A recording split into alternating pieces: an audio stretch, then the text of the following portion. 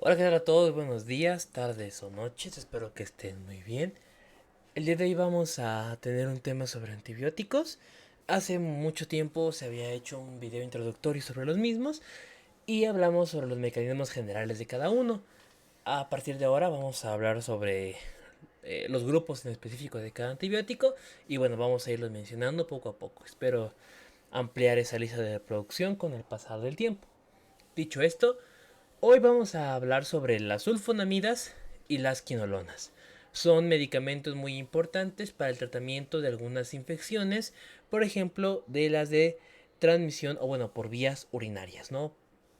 Pero también se pueden aplicar en algunas a nivel sistema respiratorio o a nivel gastrointestinal, etcétera. Vamos a descubrir los mecanismos de acción, los fármacos que están dentro de estos grupos y otro plus sobre algunas fármacos o algunos medicamentos que también ayudan dentro de las infecciones de vías urinarias, pero que no están dentro de estos grupos, sino que son aparte. Entonces, vamos a comenzar.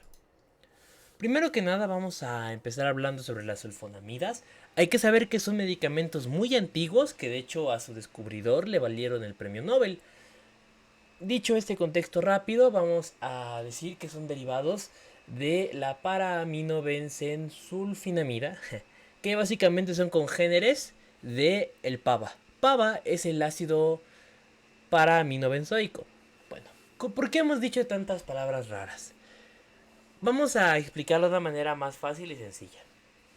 Primero que nada, hay que saber que las bacterias necesitan ácido fólico para la producción de algunos elementos como el ADN o el ARN, es decir, los ácidos nucleicos.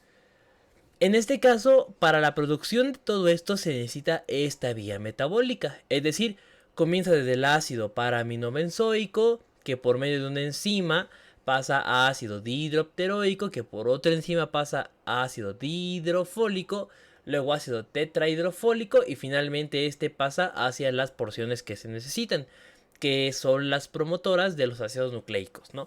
Entonces, en general, las sulfonamidas actúan a nivel de estas enzimas que son las que van a producir o intentar producir estos precursores de ácido fólico.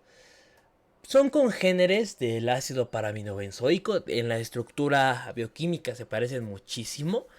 Y su estructura básica es un anillo de o una zona de azufre, un azufre mejor dicho, pegada a un anillo de benceno, tal y como se alcanza a ver aquí. O sea, esta es la estructura básica y si se dan cuenta, los análogos o las distintas sulfonamidas lo comparten, ¿no? Aquí se observa el anillo de azufre pegado al anillo de benceno, azufre, benceno, azufre, benceno, azufre, benceno, ¿no? Es la estructura básica de las sulfonamidas.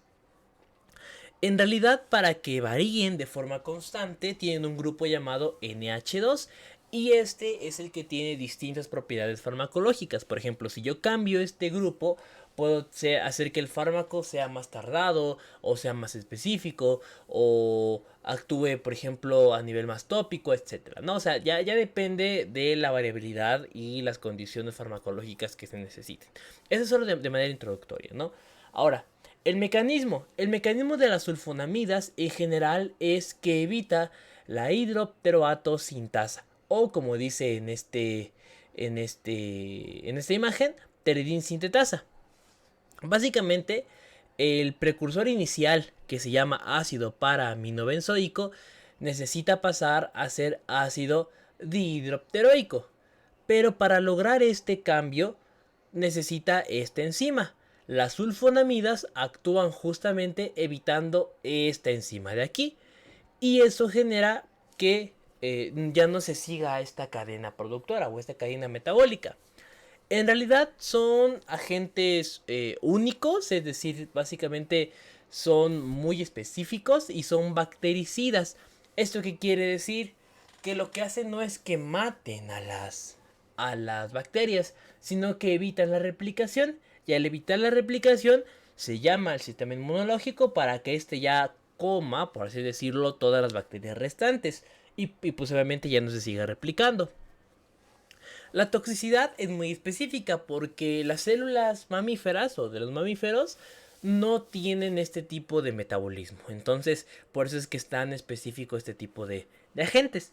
Ahora, en muchas ocasiones, el más famoso de todas las sulfonamidas es el sulfametoxazol, que de hecho casi siempre se encuentra acompañado de su hermanito, por así decirlo, que se llama trimetoprim, ¿no?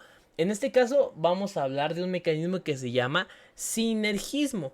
Cuando en medicina hablamos sobre sinergismo y específicamente en farmacología, vamos a hablar sobre dos fármacos que se complementan, o sea, que uno solo es muy bueno, pero que cuando se junta con otro es muchísimo mejor. Es el caso, por ejemplo, de la amoxicilina con ácido clavulánico, ¿no? En este caso, la amoxicilina se protege con el ácido clavulánico y actúa mejor. Aquí, el trimethoprim con sulfametoxazol hace que si por ejemplo no se actuó bien a nivel de esta enzima por X o Y motivo, pues no importa, porque de todas maneras aquí voy a tener otro papel, ¿no? Que sería el del trimethoprim, que me actúa en una enzima que es un poquito más profunda. Entonces, en todo momento estoy protegido para que yo sepa que la acción antibiótica o antibacteriana es correcta. Como les digo, el trimethoprim actúa a nivel de otra enzima que es la dihidrofolato reductasa, y básicamente su mecanismo es por bloqueos secuenciales. Aquí hay un bloqueo y aquí hay otro bloqueo, no en secuencia como se menciona. El espectro actual de las distintas sulfonamidas va, por ejemplo, hacia Haemophilus ducreyi, Nocardia y Klebsiella granulomatis, que son distintas bacterias que van a estar dentro de muchas patologías. La resistencia, es decir, que se genere un mecanismo por el cual las bacterias ya no sean susceptibles a las sulfonamidas, se da principalmente por 4 vías. La primera es que disminuya la afinidad, es decir, yo como fármaco me tengo que pegar a la enzima, pero por alguna razón ya no me puedo pegar. Ese es el primer mecanismo. El segundo, yo, yo como bacteria tengo distintos hoyitos, ¿no? Y por esos hoyitos es por donde penetran a veces los fármacos. Entonces, yo me doy cuenta de que están entrando fármacos y cierro los hoyitos. Eso es la disminución de la permeabilidad. También pueden alterar las vías metabólicas, que la bacteria ya ha aprendido que por medio del ácido fólico la están atacando, pues yo genero otra vía metabólica para que si me atacan el ácido fólico no me importa, porque yo tengo otra vía que me sigue ayudando. O simplemente produzco metabolitos que serán como medios de defensa. Si yo me doy cuenta que, por ejemplo, no sé, supongamos que un metabolito llamado eh, K29, ¿no? Que K29 me rompa las sulfonamidas. Eso quiere decir que si yo produzco mucho K29, van a ser como pequeñas espaditas que van a destruir a las sulfonamidas. Y yo como bacteria me doy cuenta de ello y lo empiezo a producir. Al final de cuentas, todo se basa en una adaptación, ¿no? Como organismos biológicos buscamos adaptarnos al entorno. Y las bacterias pues siguen siendo un organismo biológico que se va a buscar adaptar. Esos serían los 4 medios por el cual se da la resistencia a las sulfonamidas. Una baja afinidad, baja permeabilidad, nuevas vías metabólicas o metabolitos que ataquen directamente al fármaco. Ahora, en cuanto a la absorción, distribución, metabolismo y excreción de la farmacocinética, vamos a estar hablando que las sulfonamidas se pegan bastante a la albúmina y tiene una gran absorción gastrointestinal. De hecho, el mejor sitio es el intestino delgado, aunque también en el estómago es una gran absorción. Se eliminan por la orina la gran mayoría y se puede observar en muchos tejidos, o sea, desde cavidades al líquido sinovial, peritoneal, oftálmica, etcétera. O sea, entran a muchas cavidades, por lo cual son muy utilizadas. Cuando las sulfonamidas ya se metabolizan, en muchas ocasiones por el metabolismo hepático, tienen ciertos metabolitos, es decir, ciertos residuos. Estos residuos ya no tienen capacidad antibiótica ni antibacteriana, pero siguen teniendo la capacidad tóxica, es decir, todos los efectos adversos que provocan las sulfonamidas pueden llegar a existir dentro de esos metabolitos o por acción de estos metabolitos. Hablando un poquito más de las sulfonamidas de forma individual, nos vamos a dar cuenta de lo que les decía, ¿no? Que realmente la base del anillo de benceno y del azufre está en prácticamente todas las sulfonamidas. Las vamos a dividir en dos grupos, las del uso sistémico y uso tópico. Hay otras clasificaciones, pero esta es la que les voy a mencionar el día de hoy.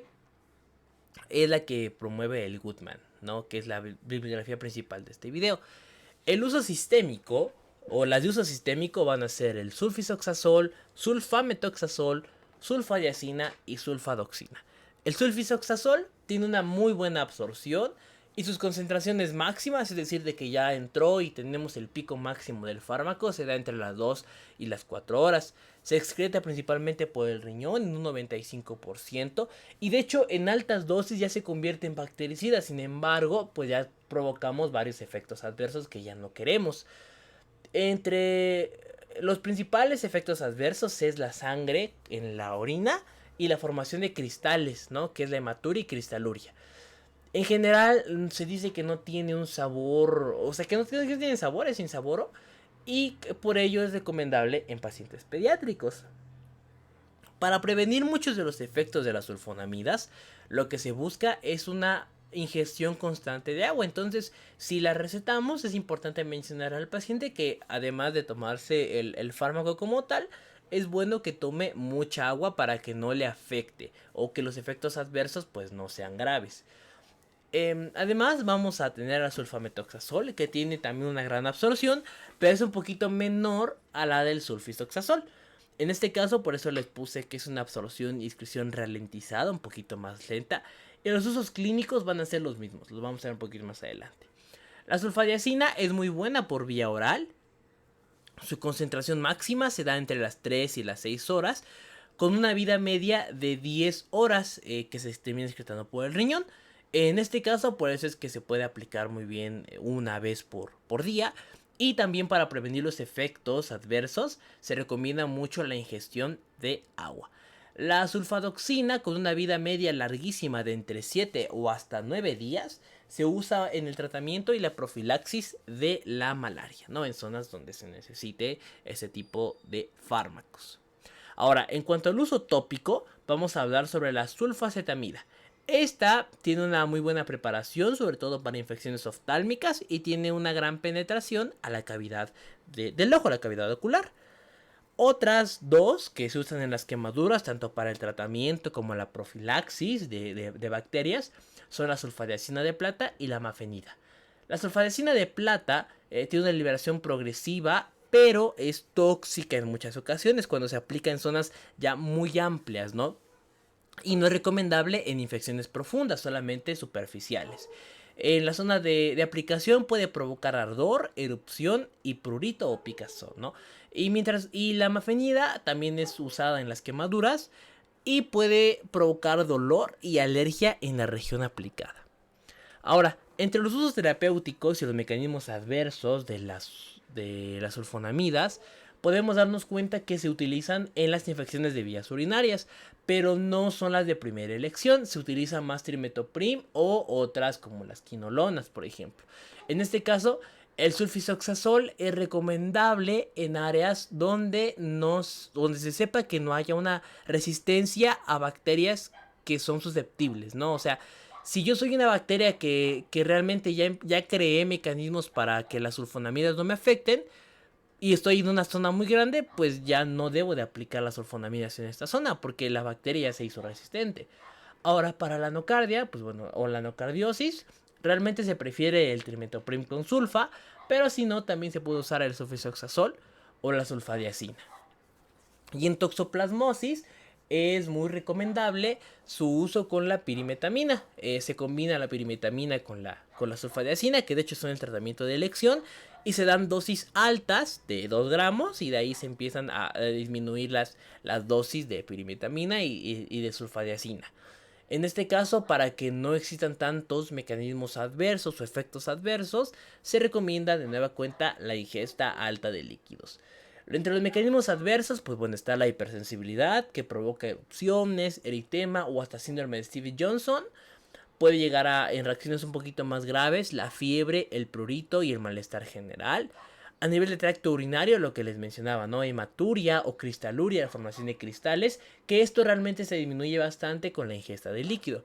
A nivel del sistema hematopoyético, de las más graves son la anemia provocada por una ruptura de los eritrocitos, una anemia hemolítica aguda, o la más grave, que es la alteración directa de la médula ósea, que es la anemia aplásica.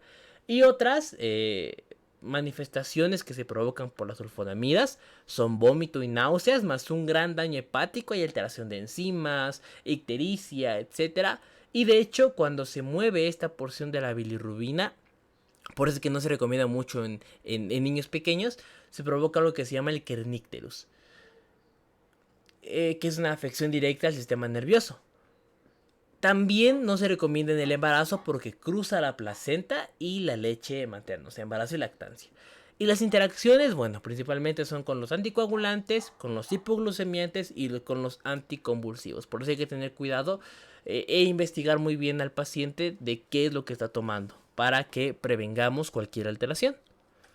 Ahora, hablando más del trimetoprim, que es un poquito más como específico, su mecanismo es de una doble inhibición con los pasos secuenciales, lo que les decía, ¿no? Nos inhibe tanto el paso entre el ácido paraaminobenzoico hacia el dihidropteroico y del dihidrofólico al tetrahidrofólico, ¿no? Que sería inhibido por sulfonamidas e inhibido por trimetoprim.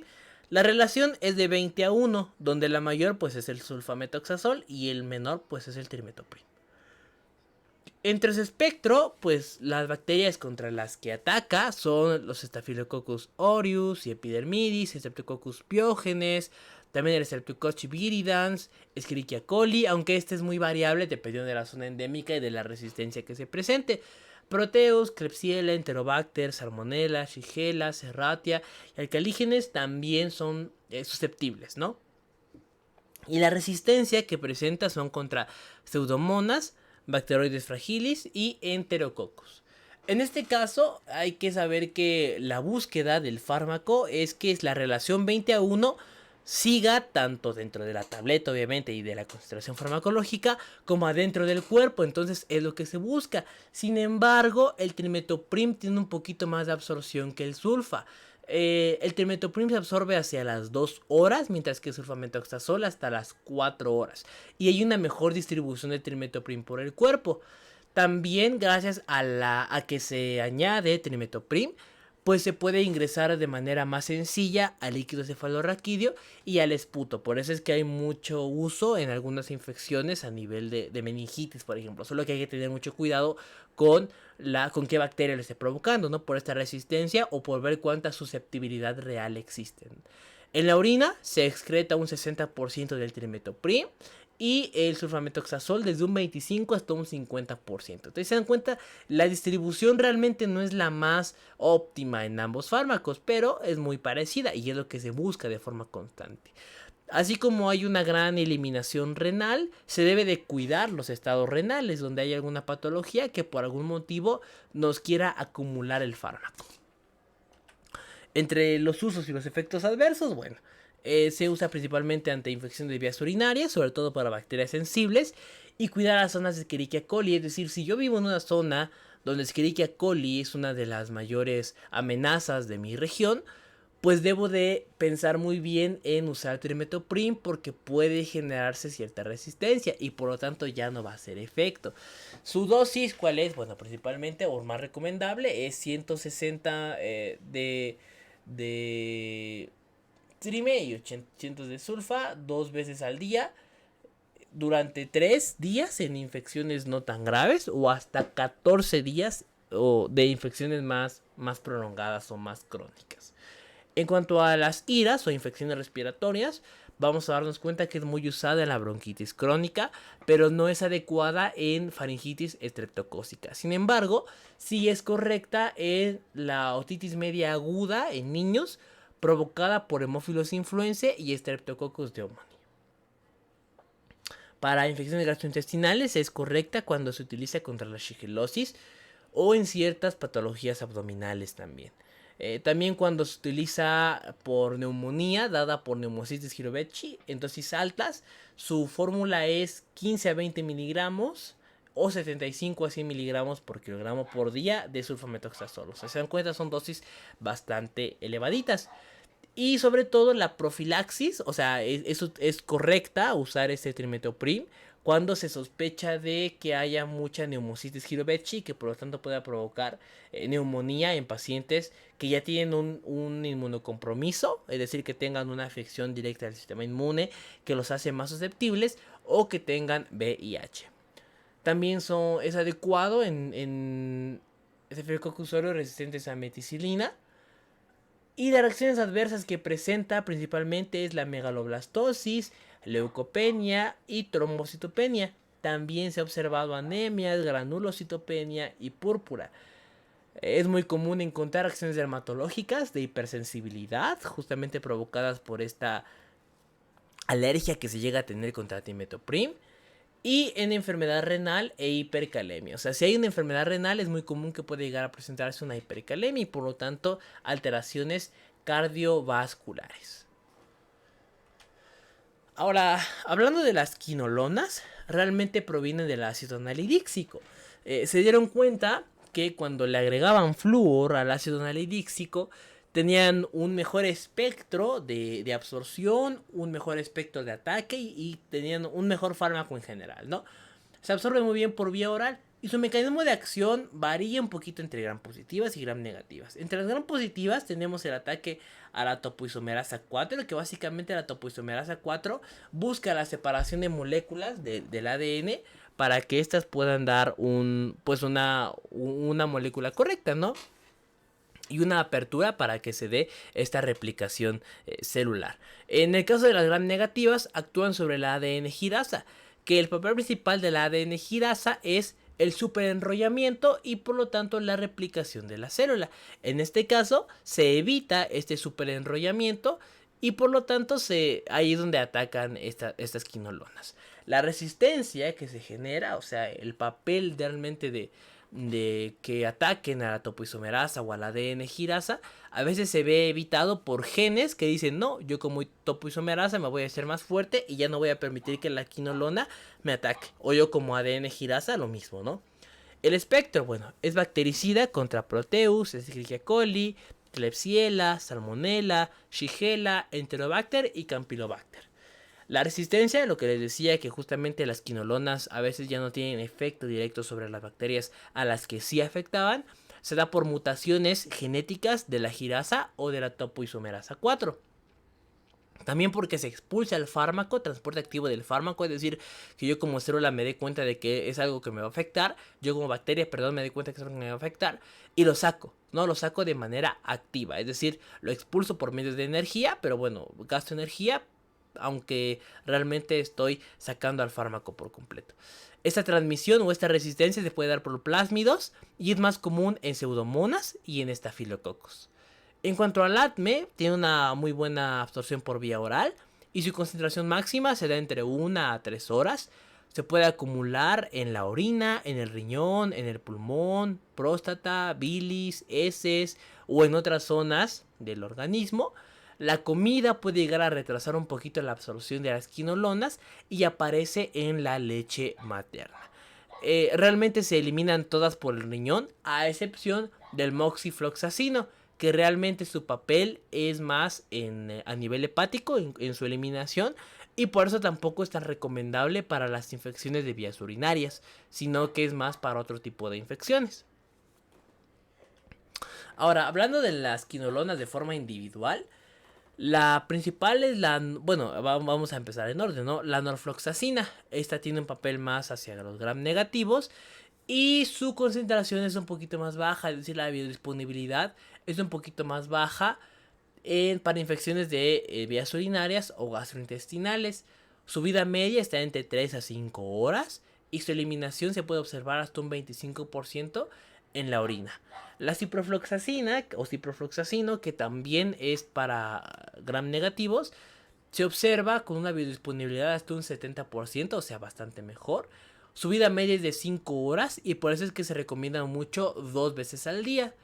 Entre 250 a 750 miligramos e intravenoso entre 200 a 400 miligramos 2 veces al día. Su dosis máxima es de 1.5 gramos por día. Ofloxacina y levofloxacina. U ofloxacino y levofloxacino. En este caso actúan sobre bacterias gram positivas y son muy útiles como antiestreptocócicos. En este caso se utiliza de ofloxacina 200 a 400 miligramos 2 veces al día, a menos que hay una preparación más larga, ¿no? Y que por lo tanto nos permitiría una sola vez al día. Y levofloxacina de 250 a 750 miligramos una vez al día. En el caso del moxifloxacino, actúa también a nivel gram positivo o a nivel de bacterias gram positivas. Su vida media es 12 horas, por eso es que se utiliza muy bien una vez al día nada más. En dosis de 400 miligramos, como les digo, una vez al día. Su metabolismo es principalmente hepático por medio de la glucoronidación, que son un proceso que ocurre justamente a nivel del hígado. Y una cuarta parte del fármaco aproximadamente se excreta a nivel renal. Por eso es que las concentraciones en este órgano son muy bajas y no se recomiendan para infecciones del tracto genitourinario. En el caso del gatifloxacino y genifloxacina, también actúan sobre gram positivos, tienen una buena biodisponibilidad, muy similar entre ambos, y su eliminación va a ser renal. En el uso de las quinolonas, bueno, principalmente es por infección de vías urinarias. El ácido anhidríxico realmente tiene una baja susceptibilidad, o sea, no es tan recomendable su uso porque ya sus características son muy limitadas y por eso es que ya se implementan las quinolonas nuevas, donde se les añadió el flúor. En este caso, las quinolonas son más eficaces que el trimetoprima y sulfametoxazol para tratar las infecciones de vías urinarias. Y como son un poquito más fuertes, se recomienda más reservar en afecciones complicadas. Sin embargo, pues bueno, si existe cierta alergia, por ejemplo, se optan por este tipo de fármacos. También es muy común usarlos en la prostatitis, donde los más usados son la morfloxacina, ciprofloxacina, ofloxacino y levofloxacino. En las enfermedades de transmisión sexual, como Chlamydia trachomatis y Haemophilus ducreyi, también es muy recomendable su uso. En afecciones gastrointestinales, sobre todo por diarrea del viajero, tanto de manera de tratamiento por 1 o 3 días o a manera de profilaxis, también es muy común su uso. Y cuando se encuentra Salmonella typhi, sobre todo se utiliza ciprofloxacino y ofloxacina para su tratamiento. En infecciones respiratorias, también por Streptococcus pneumoniae, por Haemophilus influenzae y por algunos organismos atípicos. Y también son recomendables cuando hay Pseudomonas aeruginosa y fibrosis, ¿no? del pulmón.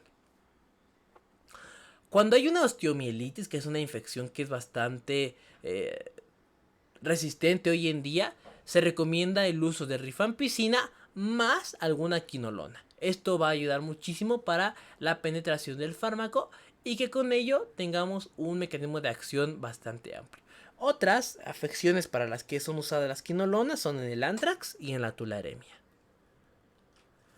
Ahora, como efectos adversos, nos vamos a dar cuenta que los gastrointestinales son los que son un poquito más frecuentes. Entre un 3 y un 17% de quienes toman quinolonas pueden llegar a padecer afecciones gastrointestinales, como cuáles: náuseas, vómito o malestares.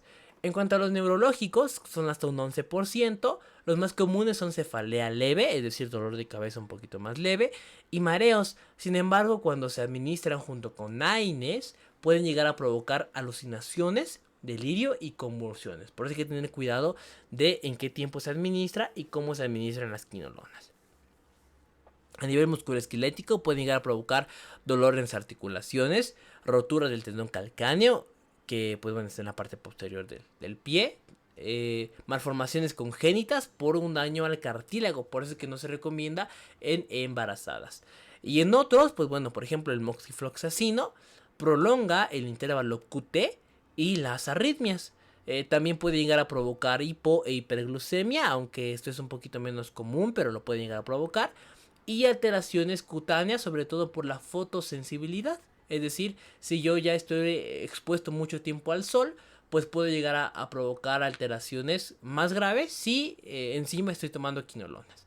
Ahora, si yo soy una persona que consume calcio, magnesio, etcétera, cationes en general que me van a ayudar por X o Y motivo, lo debo de tomar al menos 2 horas antes o después de que me tome la quinolona. ¿Por qué? Porque bueno, chocan estos fármacos, tanto los cationes como las quinolonas. Y también tener cuidado con los AINES, como les vengo explicando, por los síntomas neurológicos, y con los antiarrítmicos, ¿ok? Porque pueden llegar a provocar alteraciones, justamente más con el moxifloxacino, por ejemplo, que prolonga el intervalo QT y además puede llegar a dar arritmias. Y bueno, ya para ir finalizando, otros agentes dentro de las infecciones de vías urinarias son la metenamina, la nitrofurantoína y la fosfomicina. La metenamina es un antiséptico y profármaco, es decir, que se activa dentro del cuerpo y actúa a este nivel. Se descompone en el jugo gástrico y su mejor uso o aprovechamiento es con la acidificación de la orina. Los ácidos que se utilizan en muchas ocasiones para que este actúe de mejor manera son el mandélico y el hipúrico. Su dosis entre 4 a 8 gramos por día durante 3 o 4 semanas da los efectos adversos más graves. No es tan común su utilización, pero sí es recomendable cuando se busca el tratamiento contra Escherichia coli. El siguiente es la nitrofurantoína, que su mecanismo es por un daño al ADN y es muy útil contra Escherichia coli y enterococos. Tiene una buena absorción gastrointestinal. Su vida media va entre 0.3 a 1 hora, realmente bastante corta, y depende mucho de la filtración glomerular, es decir, si existe un daño al riñón, es mejor, siempre individualizar al paciente, pero cuidar el efecto que se busca, ¿no? Es decir, el tratamiento debe de depender en muchas ocasiones de cómo está el paciente en ese tipo de órganos. Puede llegar a provocar una orina de color marrón y su dosis recomendada es entre 50 a 100 miligramos 4 veces por día. Y en niños su dosis o su fórmula para calcular es de 5 a 7 miligramos por kilogramo por día. Entre los efectos adversos, que son varios, puede llegar a provocar náuseas, vómitos y diarrea, neumonitis y fibrosis pulmonar, así como polineuropatías. En ocasiones llegan a provocar neuropatías que son irreversibles, o sea, ya hay un daño directo a las terminaciones nerviosas. Y finalmente la fosfomicina actúa a nivel de la pared bacteriana, realmente inhibe una enzima que provoca que la pared bacteriana ya no sea tan correcta, y al ser un mecanismo muy particular no hay tanta resistencia cruzada entre esta y otro tipo de fármacos.